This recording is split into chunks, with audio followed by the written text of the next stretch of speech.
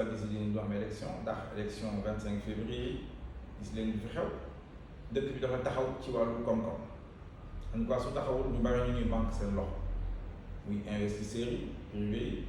muy li ñuy woowee bailleurs de fonds yi mooy partenaire financier de développement ay banque mondiale ak Fonds monétaire ak yeneen yu mel noonu banque africaine de développement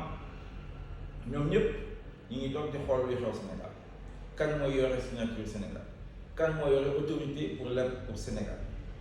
yooyu mooy njeexital ñeneen ñi tamit entreprise yi ñu ngi toog di xool parce que bëgguñu dugal seen xaalis ci yenn yoo xam ne xamuñu fu mu jëm importateurs yi tamit la même chose ce qui fait que douane la mu war a am day wàññeeku te su boobaa nag évidemment finance publique yi ñoom ñoo ko yëg day wàññeeku lu dese léegi ñoom Amadou Ba ak Moustapha Ba les deux Ba comme ñu leen di wooye ñoom ñoo yore suñu koom-koom fii ci Sénégal dal ci kaw entreprise locale yi